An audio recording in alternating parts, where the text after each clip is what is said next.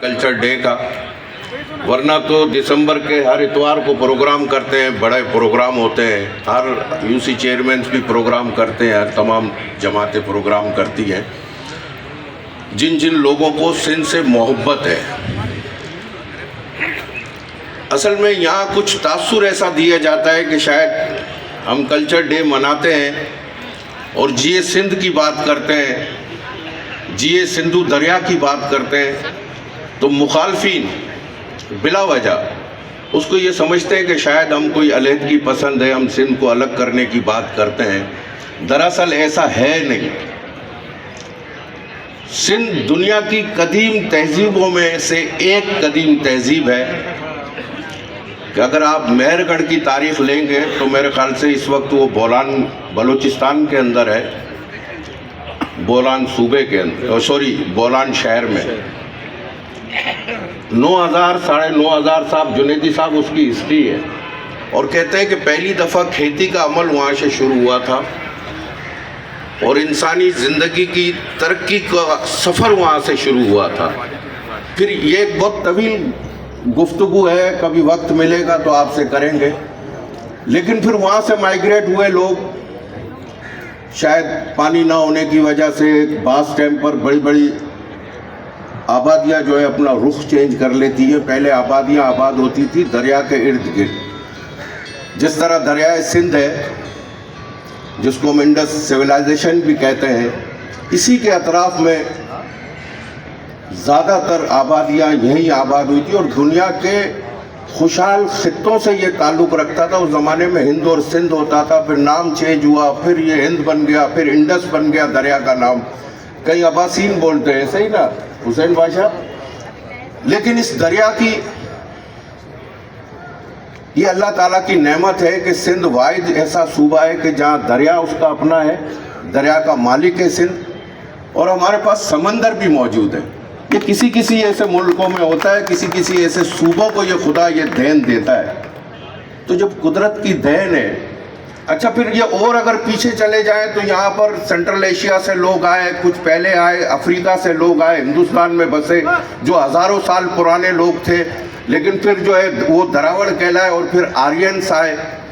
کہنے کا مطلب میں آپ کو یہ بتاؤں کہ یہاں پر ایرانی آئے، یہاں پر سینٹرل ایشیا سے لوگ آئے، یہاں مشرق سے لوگ آ کر یہاں پر بسے، اور پھر تہذیب نے ایک نیا رخ موڑ لیا۔ بڑے بڑے لوگ آئے اور اس سندھ کے اندر سما گئے۔ یہ دھرتی ایسی ہے، یہ بھٹائی سائیں کی دھرتی ہے، بڑا وزن رکھتی ہے، اور پھر اسی کے ہو گئے۔ کچھ انہوں نے اپنا کلچر اپنایا اور کچھ سندھ صوبے کا کلچر اپنا کر ایک نئی تہذیب کو جو ہے انہوں نے جنم دیا مختلف ادوار میں۔ اگر آپ موہنجو دڑو کی تاریخ دیکھیں گے تو اس زمانے کی زبان کسی کو سمجھ نہیں آتی ہے، لیکن ماہرین اس میں لگے ہوئے ہیں، اور آج کی زبان دیکھیں تو اس میں فرق موجود ہے۔ ایسے ہی ہے شاہ صاحب، لیکن یہ ارتقائی عمل ہے۔ اور پھر سندھ صوبہ کسی وقت یہ کاٹھیاواڑ اس کے اندر تھا، راجستھان کا راجپوتانہ علاقہ اس کے اندر تھا، ملتان اس کے اندر تھا، مکران اس کے اندر تھا، اس کی حد بہت بڑی تھی۔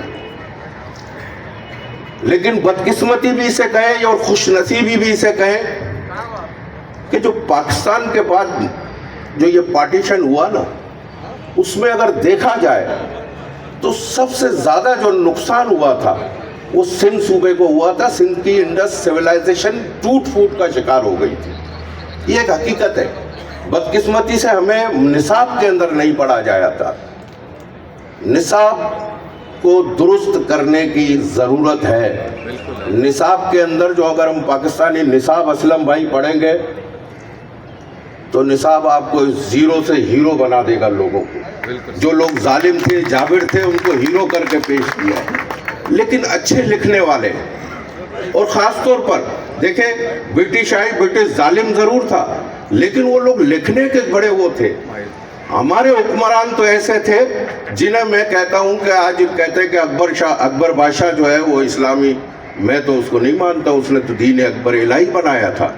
یہ بادشاہ ضرور تھے لیکن مسلمانیت میں پورا نہیں اترتے تھے۔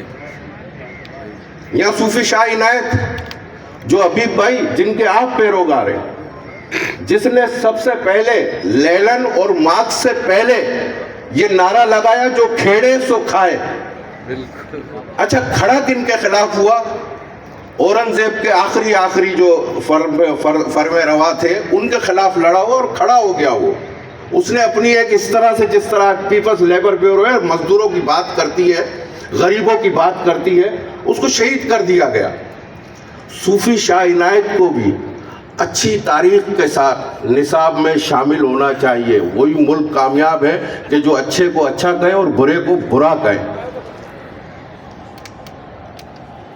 تو لینن, آج ہم بھی کبھی کبھی اسی طرح کی سیاست کیا کرتے تھے, سرخ ہے رشیا سرخ ہے, لیکن یہ مزاحمتی قوت یہ سندھ کی مٹی میں شامل ہے, یہ ہمارے خمیر میں شامل ہے کہ جہاں ظلم ہوگا وہاں سندھ کا نوجوان, سندھ کا بچہ, سندھ کا بزرگ اٹھ کر کھڑا ہوگا, زیادتی نہیں کرنے دے گا. آپ نے دیکھا کہ یہاں کارپوریٹ کے نام پر دریائے سندھ کا پانی کاٹنے کی سازش کی, لیکن پیپلز پارٹی کے ساتھ ساتھ میں اس پر خراج تحسین پیش کرتا ہوں بلاول بھٹو زرداری صاحب کو. بہت بڑا کریڈٹ ہے اس کو ختم کرنے میں, چاہے کوئی مانے نہ مانے, لیکن ہر گلی سے یہ آواز اٹھی تھی سندھ کے کہ پانی پہ ڈاکہ نامنظور. اور میں نے اس وقت دیکھا کہ جو لوگ سندھ میں بستے ہیں ایک بہت بڑی اکثریت ہے, اور کبھی کبھی یہ کراچی کے دعویٰ دار بھی بنتے ہیں, حیدرآباد کو کاؤنٹ کرتے ہیں, سکھر کو کاؤنٹ کرتے ہیں, لیکن ان کے زبان سے کبھی بھی اس عمل کی مذمت نہیں کہی گئی. حالانکہ کراچی شہر, حبیب الدین جنیدی بھائی, کراچی شہر 85% پانی جو ہے نا ہمیں دریائے سندھ سے ملتا ہے, 15% پانی اب چوکی سے آ رہا آتا ہے. تو اگر یہ پانی بند ہو گیا تو یہ شہر بھوکے مر جائیں گے, یہاں زراعت نہیں ہوگی, یہاں کھیتی نہیں ہوگی. یہ ایک بہت بڑی سازش ہے, اور اسی سازش کا شکار یہ شہر کے لوگ ہوئے ہیں کہ لوگوں کو مذہب کی بنیاد پر بانٹ دیں, لوگوں کو مسلک کی بنیاد پر بانٹ دیں, لوگوں کو زبان کی بنیاد پر بانٹ کر ان کے اوپر حکومت کی جائے. اس شہر میں یہی کچھ ہوا ہے. مجھے بتائیں, میں کہتا ہوں کہ خدا کی قسم اس شہر میں ایم کیو ایم کے اچھے لوگوں کی بڑی عزت کرتا ہوں جو پولیٹیکل لوگ ہیں, لیکن ان لوگوں کی مذمت کرتا ہوں کہ آپ ان کے گھروں سے پوچھیں, آپ ان کے محلوں سے پوچھیں کہ جنہوں نے اس شہر کا نقشہ بگاڑ دیا, آپ کی ایجوکیشن ختم کر دی, آپ کی تعلیم ختم کر دی, آپ کا چہرہ مسخ کر دیا, نام نیاد نعرہ لگا کر. جب یہ عربی زبان سے تو کوئی اونچی زبان ہی نہیں ہے, قرآن کی زبان ہے. جب عرب لوگ یہاں پر آئے انہوں نے سندھی زبان اپنائی, اور آج 70 سال ہو گئے ہیں پھر بھی ہم ٹوٹ پھوٹ کا شکار ہیں. تو کچھ لوگ ہیں, جیسے میں نام لینا بھی چاہوں گا, کہ جو بار بار یہ کہتے ہیں کہ جب ہار جاتے ہیں, جن کے پاس دلائل ختم ہو جاتے ہیں, جن کے پاس سیاست کرنے کو کوئی اور چیز ہے نہیں, کراچی صوبے کو الگ کر دو. ارے میرے بھائی 35 سال اس شہر کے کالے اور سفید کے مالک تھے آپ نے اس شہر کے لیے کیا کیا؟ جتنے گراؤنڈز تھے ان کو انہوں نے ہال بنا دیے, وہاں بلڈنگیں بنا دی, اور پھر مشرف کے دور میں آ کر اچھے علاقے جو فٹر بی ایریا کے لوگ اگر آج یہاں بیٹھے ہوئے ہوں گے, جو لیاقت آباد کا نقشہ بگاڑنے والے, جو ناظم آباد کا نقشہ بگاڑنے والے, جو حیدری کا نقشہ بگاڑنے والے اور شہر کا نقشہ بگاڑنے والے, یہ وہی لوگ تھے جو آج نام نیاد نعرہ لگاتے کہ کراچی کو سندھ سے الگ کر دیا جائے. دیکھیں بڑی شرم کی بات ہے.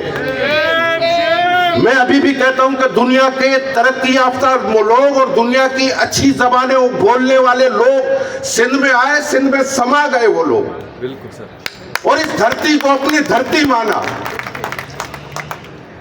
ابھی کبھی ایکسیڈنٹ ہو جاتا ہے, دیکھیں اگر یہ جو کیا کہتے ہیں اس کو, ٹینکر بلڈر, کیا یہ ڈمپر, डंपर को पख्तून बना दिया, मोटरसाइकिल को मुहाजिर बना दिया।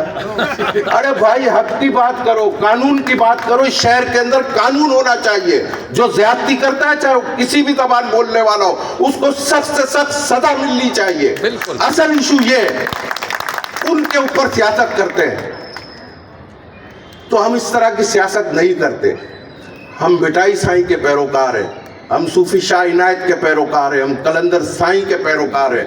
हम अमन की बात करते हैं, मोहब्बत की बात करते हैं। आए सिंध की तरक्की के लिए हम सब एक हो जाए। और भाई जब आप अभी मैं आपको एक मिसाल दे रहा हूँ असलम भाई, थोड़ा सा ये मौजू ऐसा है कि बहुत माजरत के साथ बड़ी मिसाल आपको देता हूँ। बच्चे कुछ जर्मन जाना चाहते हैं, कुछ चाइना जाना चाहते हैं, तो हमारे माँ बाप और आप भी अपने बच्चों से कहते होंगे बेटा चाइनीज सीख ले, बेटा चाइनीज सीख ले, जर्मन जबान सीख ले, इंग्लिश सीख ले। तो यार यहाँ वो लोगों ने क्यों आपको राय नहीं दी कि आप सिंधी सीखे, सिंधी बोलना सीखे?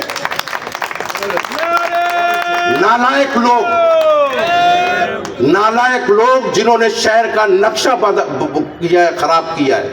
और किसी के भी ज़हन में ये हो कि शायद